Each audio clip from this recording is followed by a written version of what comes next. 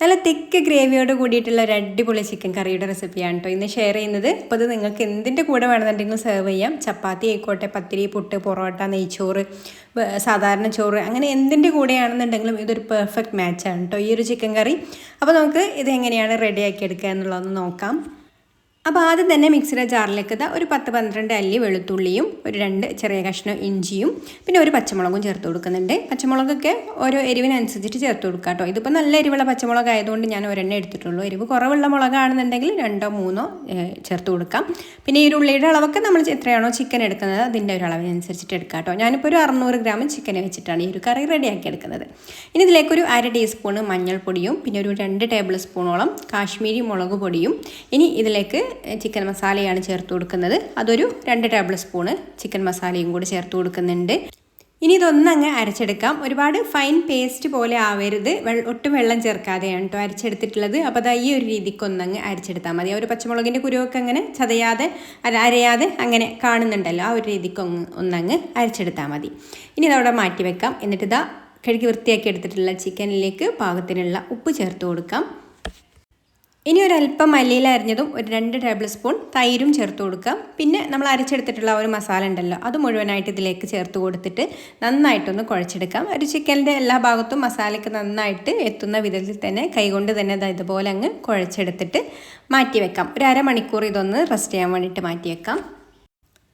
ഇനി ഇതാ ഒരു പാന് സ്റ്റൗവിൽ വെച്ച് കൊടുത്തിട്ടുണ്ട്. അതിലേക്കൊരു 3 ടേബിൾ സ്പൂൺ വെളിച്ചെണ്ണയാണ് കേട്ടോ ഒഴിച്ചു കൊടുക്കുന്നത്. ആ ഒരു നാടൻ ചിക്കൻ കറിയുടെ ടേസ്റ്റ് കിട്ടാൻ എപ്പോഴും നമുക്ക് വെളിച്ചെണ്ണ തന്നെ വേണം.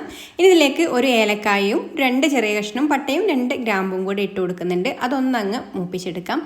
ഇതുപോലെ അങ്ങ് മൂത്ത് വന്നതിന് ശേഷം പിന്നെ ഇതിലേക്ക് ഒരു സവാള, അത്യാവശ്യം വലിപ്പമുള്ള സവാളയാണിത്. ചെറിയ സവാളയാണെന്നുണ്ടെങ്കിൽ 2 എടുക്കാം. ഇതുപോലെ കനം കുറച്ച് അരിഞ്ഞതും കൂടെ ചേർത്ത് കൊടുത്തിട്ട് ഒന്ന് വഴറ്റിയെടുക്കാം.